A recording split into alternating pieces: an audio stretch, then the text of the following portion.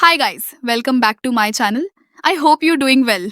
सो friends, जैसा कि आपने पिछले एपिसोड में देखा था, जिकिंग ने कुछ दिनों के लिए अपनी ट्विन सिस्टर जियान की जगह ले ली थी। जियान एक फेमस स्टार होती है और प्रेग्नेंट भी होती है, इसीलिए जियान चाहती है कि ये बात पब्लिक को पता न चले। वो अपनी बहन से कहती है कि वो कुछ दिन उसकी जगह संभाल ले।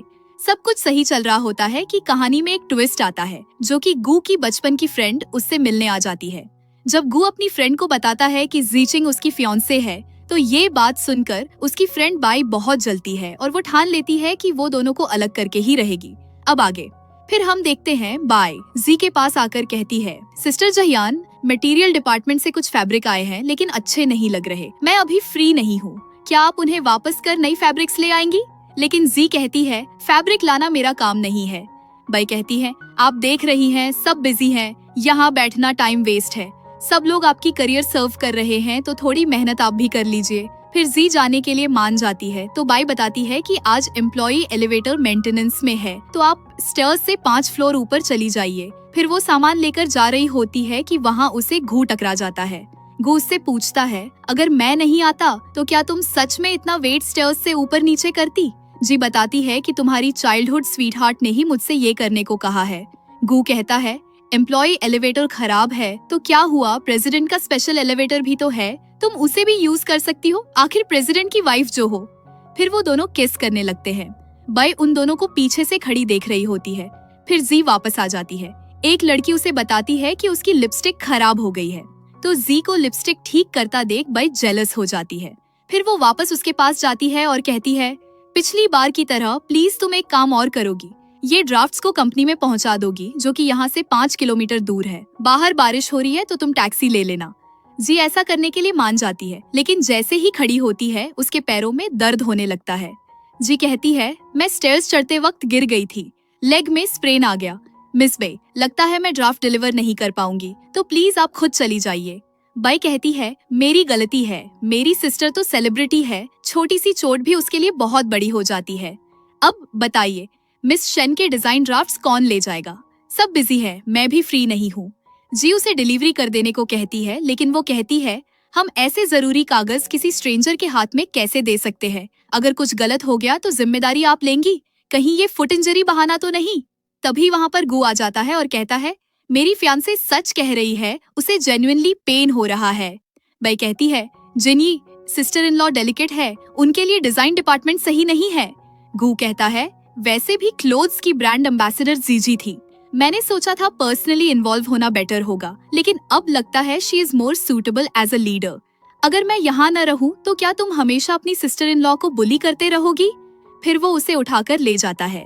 उन्हें देखकर दो लड़कियां क्यूट बोलने लगती हैं कि भाई उन्हें डांट देती है और उसे बहुत ज्यादा गुस्सा आने लगता है। फिर हम देखते हैं कि बाई बैठी होती है। जी जैसे ही कपड़े लेकर अंदर वेयरहाउस में जाती है, बाई बाहर से रूम लॉक कर देती है और उसने पहले से ही वेयरहाउस में आग लगा दी थी। तभी जाओ गू को बताता है कि वेयरहाउस में आग लग गई है और मिस शेन अंदर ही फंसी है।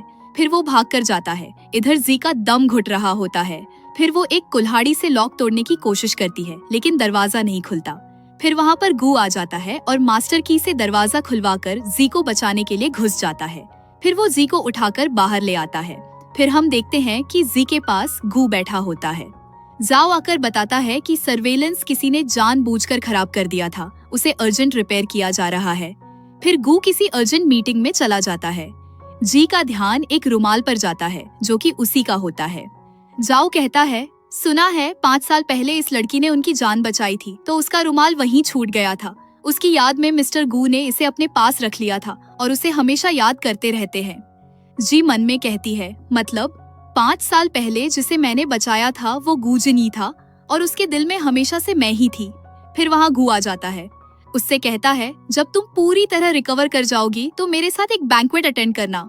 जी पूछती है, कौन सा बैंकेट? गू बताता है कि कल मेरी माँ का 60वां बर्थडे बैंकेट है, वहीं मैं तुम्हारी आइडेंटिटी ऑफिशियली अनाउंस करूंगा। उसके बाद युनचेंग में कोई तुम्हें बुली नहीं करेगा। गू फैमिली का इतना बड़ा स्टेटस है कि मिस्टर जांग जैसे रिटायर्ड लोग भी आएंगे। फिर अगला दिन होता है। हम देखते हैं कि गू और जी तैयार होकर पार्टी में पहुंच जाते हैं। गू कहता है, तुम एल्डर्स से मिलो, मैं थोड़ी देर में आया। फिर वो चला जाता है। बाई उसके पास आकर कहती है, आज आंट लिन की बर्थडे है और सिस्टर के गले में कोई डिसेंट ज्वेलरी भी नहीं है। क्यों ना ये नेकलेस मुझे बोरो कर दो, ये मुझे आंट लिन ने मेरे 18वीं बर्थडे पर गिफ्ट किया था। जी जवाब देती है, जब आंट ने तुम्हें गिफ्ट दिया है तो तुम्हें ही पहनना चाहिए, उन्हें डिसअपॉइंटेड मत करो। बाई कहती है, आंट लिन को तुम्हारा एक्ट्रेस होना कभी पसंद नहीं आया। तुम और जिनी अगर आज बैंक्वेट में आए हो तो बस आंट को अनहैप्पी करने के लिए। जी कहती है, एक्टिंग मेरा प्रोफेशन है, रिस्पेक्ट करना सीखो, और आंट को अनहैप्पी करने वाली सिर्फ तुम हो। मैं तो सिर्फ अच्छे से सेलिब्रेट करना चाहती हूँ। बाई जानबूझकर खुद को गिरा लेती है और कहती है, जी तुम मुझे पुश क्यों कर रही हो? मैं जानती हूँ तुम हमेशा से मुझसे हेट करती रही हो, लेकिन आज तो कम से कम आंट लिन का बर्थडे है। तभी वहाँ पर गू आ जाता है। उसे देखकर बाई सीधी बनने की कोशिश करती है और कहती है, गू प्लीज जी को ब्लेम मत करो, मेरी ही गलती थी कि मैं गिर गई। लेकिन गू उल्टा उसे ही बोलने लगता है, अगर खड़ी नहीं रह सकती तो डॉक्टर को दिखाओ, कहीं कोई बीमारी तो नहीं, यहाँ मैड डॉग की तरह काटना मत सीखो। फिर वो उठकर चली जाती है। फिर हम देखते हैं कि जी वॉशरूम जाती है। वो अपना पर्स एक टेबल पर रख देती है, फिर अंदर जाती है। तभी वहाँ बाई आकर उसके पर्स में अपना नेकलेस डाल देती है और बाहर आकर हल्ला करने लगती है कि उसका नेकलेस चोरी हो गया। गू कहता है, बैंक्वेट में सब रिच फैमिलीज हैं, कोई चुराएगा नहीं। बाई कहती है, मैं अभी सिस्टर शन से बाथरूम में मिली थी, उसके बाद ही मेरा नेकलेस गायब हुआ। लेकिन जी कहती है, मैंने तुम्हारा नेकलेस नहीं लिया, मुझे ऐसी चीज की जरूरत भी नहीं। फिर बाई उसे अपना बैग चेक करवाने को कहती है। जी अपना बैग खोलकर पलटती है तो सच में उसमें से नेकलेस निकलता है। तभी वहाँ पर मॉम आ जाती है और कहती है, मेरी डॉटर इन लॉ थीफ कैसे हो सकती है? ये नेकलेस तो कुछ भी नहीं है। मेरी डॉटर इन लॉ को जो चाहिए मैं खुद दूंगी, उसे चुराने की क्या जरूरत? बाई कहती है, आंटी कहीं सिस्टर शन जेलस तो नहीं है कि आप मुझे ज्यादा पसंद करती हो, इसीलिए उसने चोरी की होगी। मॉम कहती है, मेरे दिल में सिर्फ मेरी डॉटर इन लॉ है और तुम उसके लायक भी नहीं हो कि वो तुमसे जेलस हो। ये नेकलेस फेक है, मेरी डॉटर इन लॉ तुम्हारे साथ इसके लिए कम्पीट भी नहीं करेगी। क्या पता तुमने ही फंसाने के लिए उसके बैग में नेकलेस डाल दिया होगा। बाई कहती है, लेकिन मैं ऐसा क्यों करूंगी? मॉम कहती है, क्योंकि बाथरूम के पास सर्वेलेंस नहीं था, इसीलिए मौका देखकर तुमने ये सब किया होगा। अगर अब भी जिद्दी बनी रहोगी तो मत कहना कि मैंने रिश्ता तोड़ लिया। फिर आंटी एक मेड को बुलाती है जिसने उसे ऐसा करते देखा था। वो बताती है, मैं बैंक्वेट के लिए रिफ्रेशमेंट्स तैयार कर रही थी, तभी देखा मिस बाई चोरी छुपे गई और नेकलेस जीजी के बैग में रख दिया। ये सच में उनकी चाल थी। जी पूछती है, क्या तुम्हें अब भी कुछ कहना है? गुस्से में बाई उस पर हाथ उठाने लगती है और कहती है, गू क्या तुम बाई फैमिली और गू फैमिली के बीच कोऑपरेशन की परवाह नहीं करोगे? गू कहता है, लो कैरेक्टर वाली कंपनी के साथ कोऑपरेशन करना मेरी गू फैमिली की रेपुटेशन खराब करेगा। फिर वो सिक्योरिटी गार्ड से उसे बाहर करने को कहता है। फिर वो उसे ले जाते हैं। फिर जी आंटी को थैंक यू बोलती है। फिर ड्रामा में एक कैरेक्टर की एंट्री और होती है। ये जान के डैड होते हैं और इन्हें गेमबलिंग के केस में 3 साल की सजा हुई थी, तो आज ये रिहा हो गए थे। इधर गू अपने और जी के रिलेशनशिप के ऊपर स्पीच दे रहा होता है कि तभी जी की नजर डैड पर जाती है। वो उन्हें देखकर घबरा जाती है। फिर वो गू को बोलकर लाउंज में आती है। उसके पीछे डैड आ जाते हैं। डैड पूछते हैं, क्या हुआ बेटी, इतने सालों बाद भी तुम्हें डैड को देखकर खुशी नहीं हुई? जी कहती है, डैड अब बाहर आ ही गए हो तो इंसान की तरह जीना सीखो और मुझे परेशान मत करो। डैड कहते हैं, तुम मेरे पैसे लेकर बड़ी स्टार बन गई, अब मुझे भूल गई। जब मैं अंदर मशीन चलाकर काम कर रहा था तब तुम बाहर रिच मैन के साथ मजे कर रही थी। फिर उसका हाथ पकड़कर कहते हैं, चलो रिपोर्टर्स को दिखाते हैं शिनजानहुआ की बेटी कैसी है। तभी वहाँ पर गू आ जाता है। डैड कहते हैं, अच्छा तो तुम मेरे होने वाले सन इन लॉ हो, है ना? मैं शिनजानहुआ जी का फादर, शादी करनी है तो ब्राइड प्राइस देना होगा। गू पूछता है, कितना? डैड कहते हैं 5 मिलियन। जी कहती है, डैड मेरे पास अभी इतने पैसे देने को नहीं है। फिर वो गू को लेकर चली जाती है। कुछ देर बाद हम देखते हैं कि जाओ गू को जी के फादर के बारे में इंफॉर्मेशन दे रहा होता है कि शेंजियान ने ही 3 साल पहले अपने फादर को गैम्बलिंग को लेकर रिपोर्ट किया था, तभी उन्हें 3 साल की जेल हुई थी। गू उसे उन पर नजर रखने को कहता है, लेकिन उसके डैड जानते थे कि ये जियान नहीं जिचिंग है। फिर वो उसके घर पर पहुंच जाते हैं और पूछते हैं, मुझे पता है तुम जियान नहीं हो, चलो बताओ जियान कहाँ है? तुम्हारी सिस्टर ने मुझे रिपोर्ट किया था फेम के लिए, मुझे बता दो वो कहाँ है, मैं तुम्हें हर्ट नहीं करूंगा। जी कहती है, मुझे सच में उसके बारे में नहीं पता। डैड उसका गला पकड़ लेते हैं और कहते हैं, तो ठीक है, अब उसका कर्ज तुम भरोगी। 5 मिलियन अरेंज करके कल भेज देना, वरना तुम्हारी बदनामी पूरे युनचेंग में फैला दूंगा। फिर वो चले जाते हैं। अगले सीन में हम देखते हैं कि वो गू के साथ लंच कर रही होती है। इतना उदास देखकर गू पूछता है, कोई परेशानी है? जी कहती है, मुझे थोड़े पैसे चाहिए, क्या तुम हेल्प करोगे? गू सीधा अपना कार्ड निकाल कर दे देता है और पूछता भी नहीं क्यों। लेकिन ये बात जी के पूछने पर गू कहता है, तुम मेरी वाइफ हो, तुम्हारा हक है, मुझे तो पहले ही तुम्हें दे देना चाहिए था। फिर हम इधर देखते हैं कि डैड ने जिससे पैसे उधार लिए थे वो उनके घर पर धमकाने आ जाता है। डैड कहते हैं, थोड़ी देर इंतजार कीजिए, मेरी बेटी पैसे लेकर आती ही होगी, मैं आपके सारे पैसे लौटा दूंगा। वो कहता है, क्या फिर से तुम मुझे बेवकूफ बनाने की कोशिश कर रहे हो? फिर वो हिट करने ही वाला होता है कि डोरबेल बजती है। डैड जाकर उससे बैग ले लेते हैं, लेकिन उस बैग में सिर्फ कपड़े होते हैं। जी कहती है, ये पैसे नहीं बल्कि आपके लिए डेली एसेंशियल्स और कपड़े हैं। 5 मिलियन तो इम्पॉसिबल है, लेकिन मैंने 50,000 जमा किए हैं, उतना आपके सेटल होने के लिए काफी। वो बंदा कहता है, अच्छा तो तेरी बेटी 50,000 देकर बचाना चाहती है, तू अपने बाप को मरवाना चाहती है क्या? डैड कहते हैं, मेरी जान बख्श दो, मुझे कुछ और दिन दे दो, चाहे तो इसे किडनैप कर लो, ये एक बड़ी स्टार है, जितने पैसे मांगोगे उतने मिल जाएंगे। फिर वो लोग उसे पकड़ लेते हैं। जी चुपके से गू को कॉल लगा देती है। वो किडनैपर कहता है, तू एक फीमेल स्टार होकर भी अपने पास इतने कम पैसे रखती हो, इससे अच्छा तू मुझे बता देती तो मैं तुम्हारे कार्ड में कुछ पैसे भेज देता। तभी वहाँ पर गू आ जाता है, उसका हाथ पकड़कर उसे पीटने लग जाता है। उसके लोग उन्हें पकड़ लेते हैं। डैड मौका देखकर वहाँ से भाग जाते हैं।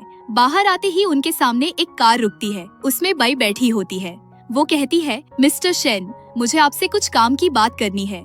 फिर वो उसकी गाड़ी में बैठ जाते हैं। बाई कहती है, अच्छा तो आप शंजियान के पापा हैं, पर जी और गुजी ने पुलिस को बुलाकर आपको अरेस्ट करवाना चाहते हैं, वो आपको मारना चाहते हैं।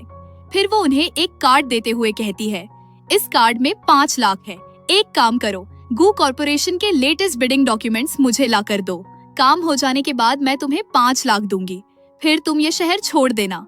फिर वो कार्ड ले लेते हैं। इधर जी वो कार्ड गू के जेब में डाल देती है। तभी उसे उसके डैड का मैसेज आता है कि गू के बिडिंग डॉक्यूमेंट्स चुराकर मुझे दो, वरना कल पूरी दुनिया को पता चल जाएगा कि तुम जियान नहीं हो। फिर गू जी को डॉक्यूमेंट्स चुराते देख लेता है, लेकिन उसे उस पर विश्वास होता है कि वो उसे धोखा नहीं देगी। फिर अगला दिन होता है, गू और जी ऑक्शन में पहुंच जाते हैं। वहाँ बाई को बैठा देख जी सोचती है, पापा एक गैम्बलर हैं और उन्हें नहीं पता बिडिंग डॉक्यूमेंट क्या होता है, तो इसके पीछे बाई यिंगनिंग थी। बाई उनसे कहती है, आज गू का लॉस होगा, अगर तुम शंजियान को छोड़कर मुझसे माफी मांग लो तो मैं पापा से कहूंगी कि वो तुम्हारे साथ कोऑपरेट करें। लेकिन गू कहता है, जरूरत नहीं, गू आज बिडिंग जरूर जीतेगा। बाई कहती है, ठीक है, देख लेते हैं। असल में यहाँ होने वाला ये था कि एक प्रोजेक्ट की नीलामी चल रही थी, जिस पर बाई ग्रुप ने 2.7 मिलियन की बिडिंग की थी और गू ग्रुप ने 2.8 मिलियन, जो कि बाई सुनकर शॉक हो जाती है, क्योंकि उसने डॉक्यूमेंट्स चोरी करने को इसलिए कहा था कि वो जान सके कि गू ग्रुप कितने की बिडिंग करने वाली है। बाई खड़ी होकर कहती है, ये इम्पॉसिबल है, गू की बिडिंग तो 2.5 मिलियन थी ना। गू उसे बताता है, तुमने किसी को बिड डॉक्यूमेंट्स चुराने के लिए भेजा, ये सोचकर कि बॉटम प्राइस जानकर तुम प्रोजेक्ट सीज कर लोगी, लेकिन जो बिड डॉक्यूमेंट्स तुमने चुराया था वो फेक था। मुझे पता था कि तुम कुछ ट्रिक करोगी, तुमने ओरिजिनल प्राइस के साथ गैम्बल करने की हिम्मत की। मुझे अपनी फियांसे पर शुरू से आखिर तक ट्रस्ट था। बाई कहती है, ये एक ऐसी औरत है जो अपने ही बाप को जेल भेज सकती है, क्या तुम्हें डर नहीं लगता कि वो तुम्हारे साथ सिर्फ गू ग्रुप के बेनिफिट के लिए है? गू कहता है, मिस बाई, तुम्हें अपनी ज्यादा चिंता करनी चाहिए, पुलिस तुम्हें बिड स्टीलिंग के लिए पकड़ लेगी। फिर वो जी को लेकर चला जाता है। फिर हम देखते हैं कि वो दोनों साथ में ही सोए होते हैं। जी के जाते ही गू एक रिंग निकालता है और कहता है, मेरे पास तुम्हारे लिए एक सरप्राइज है, आज रात मैं तुम्हें अपनी लेजिटिमेट मिसेस गू बनाऊंगा। फिर हम आगे एक फंक्शन का सीन देखते हैं जहाँ जी तैयार होकर आती है, लेकिन तभी उसे पीछे कोई पकड़कर ले जाता है। इधर गू कह रहा होता है, गू ग्रुप के एनिवर्सरी सेलिब्रेशन में सबका स्वागत है, आज मुझे आप सबके साथ एक खुशी की बात शेयर करनी है। फिर वो जी को स्टेज पर इनवाइट करता है। उसके आते ही डैड भी साथ में आ जाते हैं और माइक छीन लेते हैं और सबको बताते हैं, ये शंजियान फेक है, ये शंजियान की ट्विन सिस्टर जिकिंग है, आप सबको धोखा दिया जा रहा है, मैं शंजियान का असली फादर हूँ, भले ही वो एक जैसी दिखती है, ये दोनों बहनें बचपन से झूठ बोलना पसंद करती हैं। मुझे नहीं लगा था कि एक दिन ये पब्लिक को धोखा देंगी। फिर गू सिक्योरिटी बुलाकर उसे ले जाने को कहता है। फिर सब रिपोर्टर्स गू से सवाल पूछने लगते हैं। गू कहता है, शिनजियान के लिए मेरा प्यार कभी फेक नहीं था। मैं उसकी आत्मा से प्यार करता हूँ, उसकी आइडेंटिटी और अपीयरेंस से नहीं। जियान कहती है, मैं शन जियान हूँ, एक अपराधी जिसे जुए के लिए अरेस्ट किया गया था और 3 साल बाद भी जिसने सुधरने का नाम नहीं लिया। क्या तुम्हें उसकी बातों पर विश्वास करना है?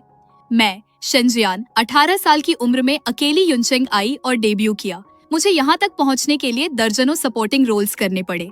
मेरी हर ऑनर और हर पैसा मेरी मेहनत का है। तुम, मेरे पिता जेल से रिहा होने के बाद भी नहीं सुधरे और खुलेआम इलीगल काम किए। असल में ये सच में शिनजियान ही होती है और ये लड़की जीचिंग होती है जिसे जियान ने पकड़ लिया था और कहा था कि अब तुम्हारा टाइम खत्म होता है जियान बनने का। फिर उसके कपड़े खुद पहनकर बाहर चली आती है। फिर इधर हम देखते हैं कि गू जाओ से इस मामले को लेकर इन्वेस्टिगेट करने को कहता है। असल में गू को भी जी पर थोड़ा शक हो रहा था, इसीलिए वो उसे दूरी बना रहा था। फिर वो घर भी आता है तो जियान उससे चिपकने लगती है। वो भी जियान के बाल हटाकर मार्क देखने की कोशिश करता है, लेकिन वो मार्क नहीं होता, जिससे कंफर्म हो जाता है कि जो उसके साथ है वो जीचिंग नहीं है। फिर वो जाओ को कॉल कर उसे ढूंढने को कहता है। जियान उसे पीछे से पकड़ लेती है, लेकिन वो उसका हाथ छुड़ाकर चला जाता है।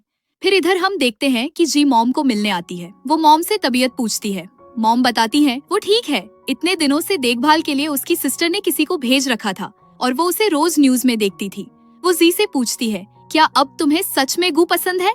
जी कहती है, सब कुछ खत्म हो गया है, मेरे और उसके लिए अब कोई पॉसिबिलिटी नहीं है। इधर हम देखते हैं कि गू बहुत ज्यादा ड्रिंक करके घर आता है। वो जियान से कहता है, मैं तुम्हें पूरी रात से ढूंढ रहा हूँ, कहाँ चली गई थी? फिर वो उसकी कपड़े खोलने लगती है, लेकिन गू उसे धकेल देता है और कहता है, तुम वो नहीं हो, यहाँ से चली जाओ। जियान कहती है, क्या यह मिस्टर गू का अपनी फियांसे के लिए एटीट्यूड है? मुझे लगता है तुम्हें होश में आ जाना चाहिए। फिर वो चली जाती है। इधर जी अपना डिलीवरी का काम फिर से शुरू कर देती है। वो न्यूज में देखती है कि उसकी सिस्टर कह रही होती है कि आप सभी को जल्द ही मिस्टर गू और मुझसे गुड न्यूज मिलेगी। फिर वो पार्सल लेकर चली जाती है। इधर गू के आते ही जियान उससे चिपकने लगती है, लेकिन ये गू को पसंद नहीं आता। वो कहता है, मैं सिर्फ ये जिचिंग से प्यार करता हूँ, तुम उसके जैसी नहीं हो, नॉट इवन अ बिट। जियान कहती है, मिस्टर गू, यह मत भूलो कि गू और मैं अभी भी कोऑपरेशन में हैं। अगर हम ब्रेकअप करते हैं तो किसी का भी एंड अच्छा नहीं होगा। गू कहता है, कॉन्ट्रैक्ट एक्सपायर होते ही मैं एक स्टेटमेंट जारी करूंगा। कॉन्ट्रैक्चुअल रिलेशनशिप के अलावा और कुछ इम्पोर्टेंट नहीं है। इधर जी एक रेस्टोरेंट में बैठी होती है, तभी उसके पास एक लड़की आती है और कहती है, जिचिंग, मेरे पेट में दर्द हो रहा है, क्या तुम मेरे लिए यह ऑर्डर डिलीवर कर सकती हो? जी पूछती है, ओके, कहाँ डिलीवर करना है? वो बताती है, गू ग्रुप में। ये सुनकर वो मना करती है। फिर वो कहती है, मैं तुमसे बेग नहीं कर सकती, मेरे पेट में सच में दर्द हो रहा है, मैं नहीं जा सकती, प्लीज मेरी हेल्प करो। फिर वो उसे ऐसे हालत में देखकर मान जाती है। फिर वो गू ग्रुप में पहुंच जाती है। वो सामान रखकर आ ही रही होती है कि गू उसे पकड़ लेता है और उसे अंदर लाकर किस करने लगता है। जी उसे दूर करके थप्पड़ मारती है और कहती है, मैंने कहा था, तुमने गलत इंसान को पहचाना। गू ग्रुप के प्रेसिडेंट की फियांसे सिर्फ एक बिग स्टार शिनजियान हो सकती है, मैं तो बस एक डिलीवरी मैन हूँ। गू कहता है, अगर मैं कहूँ कि जिस दिन हमने एंगेजमेंट अनाउंस की थी उसी दिन से पता था कि तुम ये जिचिंग हो और जिस इंसान से मैंने प्यार किया है वो हमेशा से ये जिचिंग रही है, क्या तुम विश्वास करोगी? जी कहती है, एक मामूली डिलीवरी मैन मिस्टर गू की देखभाल के लायक नहीं है। फिर वो चली जाती है। ये सब जियान देख रही होती है।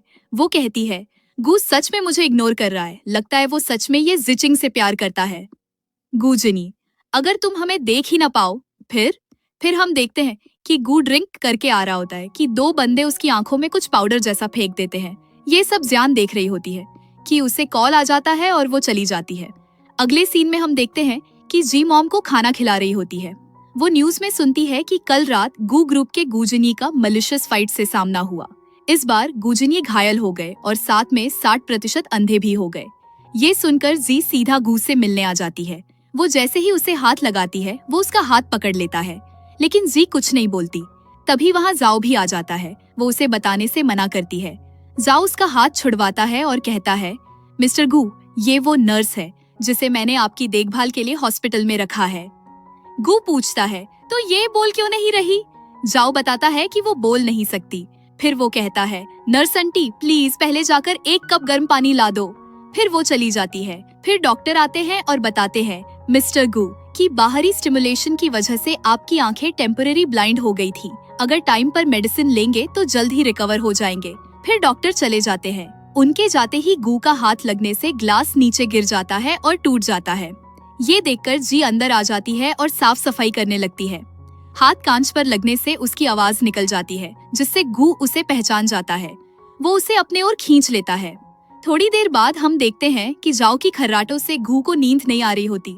तभी वो जी को अंदर आते सुन लेता है। वो सोने की एक्टिंग करने लगता है। वो जैसे ही पास आती है उसे खींच लेता है। ये सब जाओ देखता है, लेकिन फिर मुंह घुमाकर सो जाता है।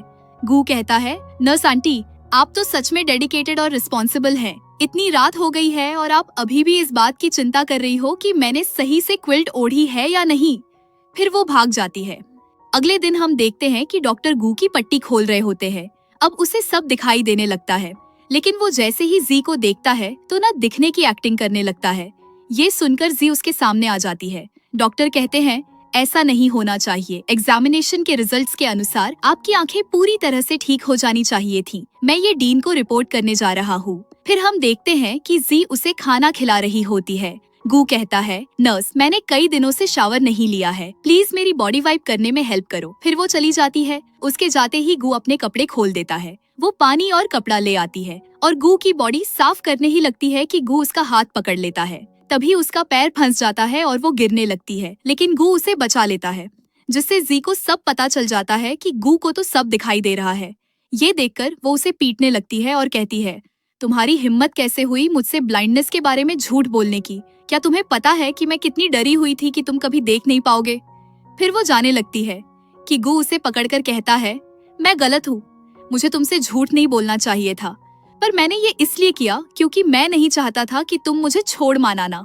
जी कहती है, गुजनी, जब तुम जानते हो कि मैं कौन हूँ तो तुम्हें पता होना चाहिए कि हमारे बीच अब कोई पॉसिबिलिटी नहीं है साथ होने की। मुझे उन चीजों की परवाह नहीं है, पर मुझे शंजियान की परवाह है। वो मेरी सिस्टर है और मैं उसकी रेपुटेशन को इग्नोर नहीं कर सकती। तभी जी को वॉमिटिंग होने लगती है। वो भागकर वॉशरूम की तरफ जाती है। फिर हम अगले सीन में देखते हैं कि डॉक्टर जी को बता रहे होते हैं कि वो प्रेग्नेंट है। फिर वो रिपोर्ट लेकर गू की तरफ आ ही रही होती है कि देखती है गू के साथ जियान बैठी है, वो भी उसी के जैसे कपड़े पहनकर। ये देखकर वो वहाँ से चली जाती है। गू उसे पहचान जाता है कि वो जी नहीं है। फिर वहाँ जाओ आ जाता है। उसे देखते ही गू बाहर की ओर भाग जाता है। जियान कहती है, ये जीचिंग मेरा सब काम खराब कर रही है। अब वक्त आ गया है सच्चाई सबके सामने लाने का। फिर हम देखते हैं कि वो जीचिंग को लेकर आती है और साइड में खड़ी कर देती है और सब रिपोर्टर्स को बताती है, आज मैं अनाउंस करना चाहती हूँ कि मेरी एक ट्विन सिस्टर है। उसका नाम ये जिचिंग है। हमारे पेरेंट्स डिवोर्स्ड हैं। हम बचपन से अलग हैं। हालांकि हम ज्यादा टाइम पहले नहीं मिले, पर हमारा रिलेशनशिप हमेशा से बहुत अच्छा रहा है। नेक्स्ट, हम एक साथ एक न्यू ट्रैवल वैरायटी शो में जाएंगे।